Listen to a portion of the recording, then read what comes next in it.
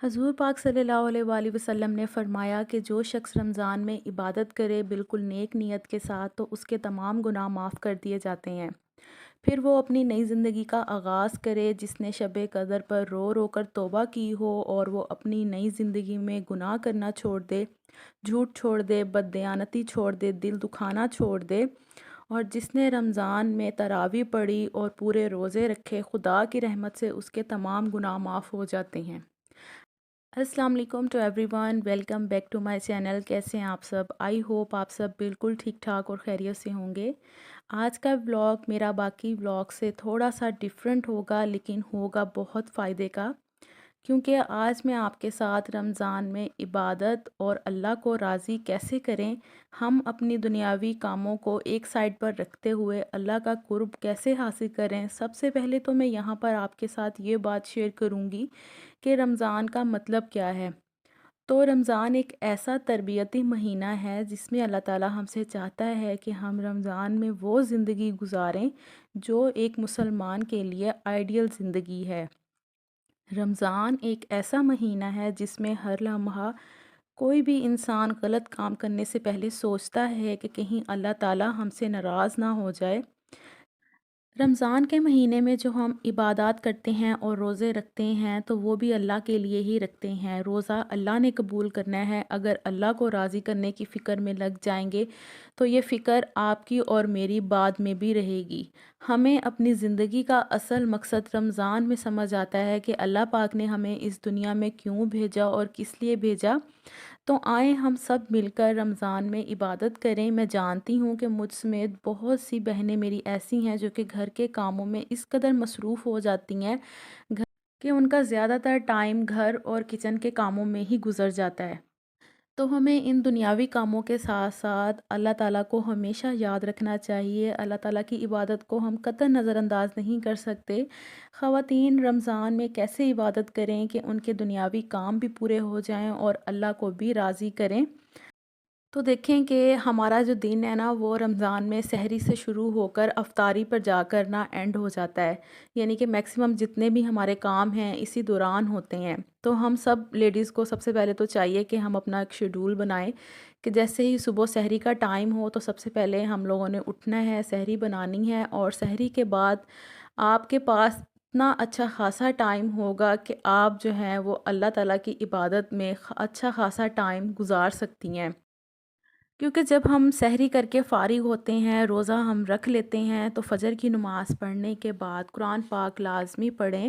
اور دیگر تسبیح وغیرہ لازمی کریں، اور کوشش کریں کہ تب تک عبادت کریں جب تک سورج نہیں نکل آتا، کیونکہ یہ ٹائم آپ کو کوئی ڈسٹربنس نہیں ہوگی، گھر کا کوئی کام نہیں ہوگا، پھر سارا دن گھر کے کام چلتے ہی رہنے ہیں۔ تو کوشش کریں کہ جتنا آپ فجر کے ٹائم میں عبادت کر لیں تو بہتر ہے۔ قرآن پاک لازمی شروع کریں اور عہد کریں کہ رمضان میں آپ لازماً ایک قرآن لازمی مکمل کریں گی۔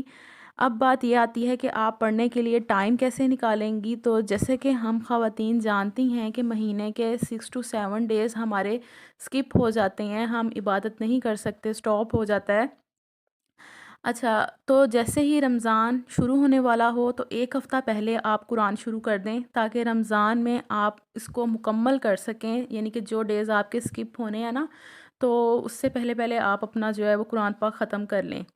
اور جن کی قرآن پاک پڑھنے کی سپیڈ تھوڑی سی کم ہے تو وہ بھی رمضان سے پہلے پہلے قرآن پاک کی جو ہے وہ تلاوت شروع کر دیں، تاکہ جب تک روزے مکمل ہو جائیں گے تو آپ کا قرآن پاک بھی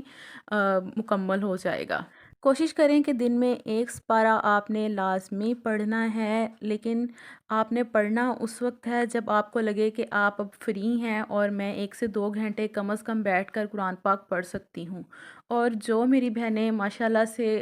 روزوں میں یعنی کہ رمضان کے مہینے میں 2 سے 3 یا 3 سے 4 قرآن پاک بھی ختم کر لیتی ہیں تو میں کہتی ہوں ماشاءاللہ ماشاءاللہ، ان کے وہ ڈھیروں ڈھیر ثواب کماتی ہیں، اور اللہ تعالیٰ ایسا ثواب کمانے کی ہم سب کو توفیق دے۔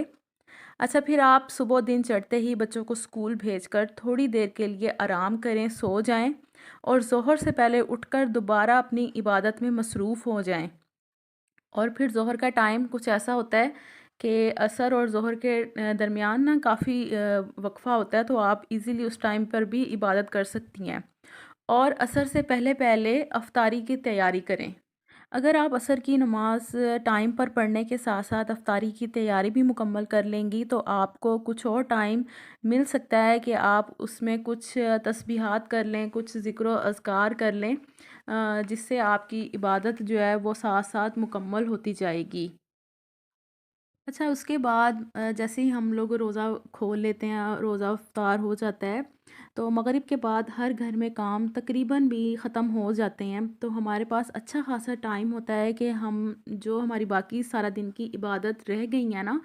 وہ ہم لوگ رات کو پورا کر لیں، کیونکہ یہ مہینہ ایسا ہے کہ آپ صبح سے لے کر رات تک جتنا بھی چاہیں نا، کوئی ٹائم بھی نہیں ہے، آپ اس میں ہر ٹائم میں عبادت کر سکتے ہیں۔ رات کو آپ قرآن پاک پڑھنا چاہتی ہیں، عشاء کے ٹائم آپ پڑھیں، باقی دن میں بھی کوئی ایسی پابندی نہیں ہے، لیکن آپ کو پتہ ہے کہ رمضان کا مہینہ تو رحمت برکتیں ہی سمیٹنے کے لیے ہے، تو اس میں آپ نے صبح و شام جب بھی آپ کو ٹائم ملے گا، جو جو آپ کا اپنا دن کا آپ نے شیڈول بنایا ہوا ہے نا، اگر آپ کی کوئی بھی اس میں چیز اسکپ ہو گئی ہے نا، تو رات کو آپ بیٹھ کر آپ اس کو پڑھ لیں۔ ہاں، چاہے وہ قرآن پاک ہے، آپ کا کوئی یعنی کہ سپارہ ہاف رہ گیا ہے، ہاف ہو گیا ہے، تو آپ اس کو رات میں کمپلیٹ کر لیں۔ کوئی تسبیح وغیرہ آپ کی پڑھنے والی ہے تو وہ آپ رات کو یہ کام کر لیں، کیونکہ دیکھیں مغرب کے بعد ہمارے پاس اچھا خاصا ٹائم ہوتا ہے اور اس ٹائم پر ہم لوگ یعنی کہ فری ہوتے ہیں، تو کوشش کریں کہ پھر آپ اس دوران اللہ تعالیٰ کو یاد کریں، اللہ تعالیٰ کی عبادت کریں۔ میں کہتی ہوں کہ اللہ تعالیٰ ہم سب کو ہدایت دے، اللہ تعالیٰ ہم سب کو نیک رستے پر چلائے،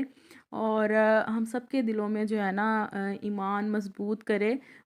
کیونکہ پورا سال میں یہ ایک ایسا مہینہ ہے جس میں ہمیں واقعتاً پتہ چلتا ہے کہ ہمارا اس دنیا میں آنے کا مقصد کیا ہے، ہم کیوں بھیجے گئے ہیں، اور ہم نے کس قدر جو ہے وہ اللہ تعالیٰ کو اپنے پورے دن میں یاد رکھنا ہوتا ہے۔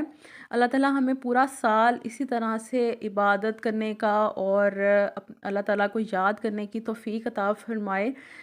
تو ہم سب بہنوں نے جہاں پر ہم لوگ اتنی تیاری کر رہے ہیں، اپنے گھر کو صاف ستھرا کر رہے ہیں اور افطاری کی اتنی مزے مزے کی چیزیں بنا کر رکھ رہے ہیں، کیونکہ ظاہر ہے یہ ایک ایسا مہمان ہے جو ہمارے گھر میں آ رہا ہے، اور جب ہم کسی ایک اپنے بہت ہی پیارے اور جس کو ہم دل سے پسند کرتے ہوں اس مہمان کے آنے پر جس طرح سے ہم اپنے گھروں کو صاف ستھرا کرتے ہیں اور کھانے بناتے ہیں نا، تو یہ بھی بالکل ایک ایسی ہی چیز ہے کہ رمضان سے آنے سے پہلے پہلے ہم لوگ اسی طرح سے خوشیاں منا رہے ہوتے ہیں، اور بس آپ نے ان سب چیزوں کے ساتھ ساتھ میں اپنے سمیت بھی یہ بات کر رہی ہوں کہ ہم سب نے جو ہے نا ان سب چیزوں کے ساتھ ساتھ، ان سب تیاریوں کے ساتھ ساتھ اللہ تعالیٰ کو جو ہے نا وہ سب سے زیادہ یاد کرنا ہے اس مہینے میں، اور اللہ تعالیٰ کی جتنی ہو سکے گی نا ہم نے عبادت کرنی ہے۔ اپنا آپ